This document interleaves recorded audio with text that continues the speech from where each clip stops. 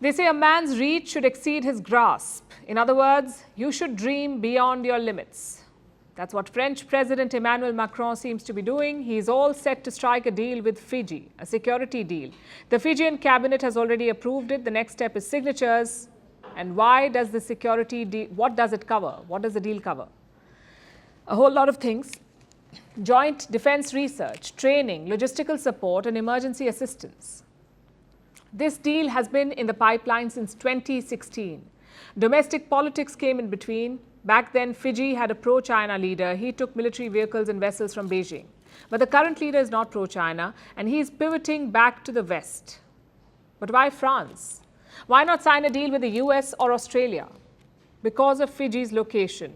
Fiji shares a maritime boundary with two regions, New Caledonia and Wallis and Futuna. These are French overseas territories, meaning they're part of France. The people living there are French citizens, and this location gives France an advantage. In the past too, they've helped Fiji. Let me tell you what happened in the year 2004. Massive rains lashed the archipelago. Several Fijian fishermen were lost at sea. France was the first to offer them help. They had naval aircraft stationed in New Caledonia. The planes were deployed to look for the lost fishermen. It may not sound like much, but for a country of 900,000 people, such gestures are important. Having said that, France is not alone. The Pacific Islands have become a new political battleground. All major powers want security deals with them. China has won with the Solomon Islands. The US has won with Papua New Guinea. And now France has won with Fiji. I know the list seems a bit off. Why are France and the US not combining efforts? Because France is a Pacific power in its own right. Around 1.6 million French citizens live in the Indo-Pacific. Their exclusive economic zone is huge. It spans around 9 million square kilometers. So France is not a passerby in the Pacific. It is a regional player. And President Macron is keen on projecting his presence. He visited the Pacific Islands in the month of July. He warned of a new imperialism in the region. Was he talking about the US or China? Well, perhaps both. Macron says he can offer an alternative to the Pacific Islands, one where their sovereignty is not challenged. It's a pretty ambitious goal, but not a surprising one. Macron has always been keen on foreign policy. At first, his ambitions were helped by luck. Britain left the European Union in 2020, so Europe's big three became the big two, France and Germany. Now, within these two, the top dog was clear. Germany's Angela Merkel. She had been chancellor since 2005, so there was no question of Macron superseding her.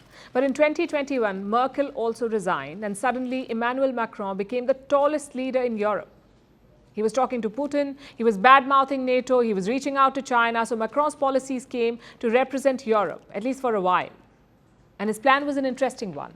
Macron knew that France alone could not influence global politics. It's only the 7th largest economy in the world, and its share in global GDP is just 2.1%.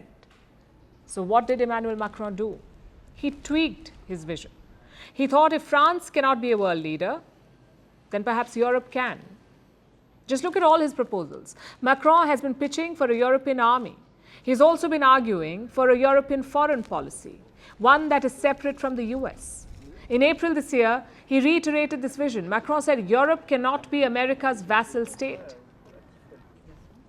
So why didn't this plan succeed? Because his domestic support was not solid. Last year, he lost his majority in the French parliament. He also faced multiple protests. First, over his pension reforms, then over racial tensions and immigration. So Macron could not pursue his global ambitions as much. He was tied down at home.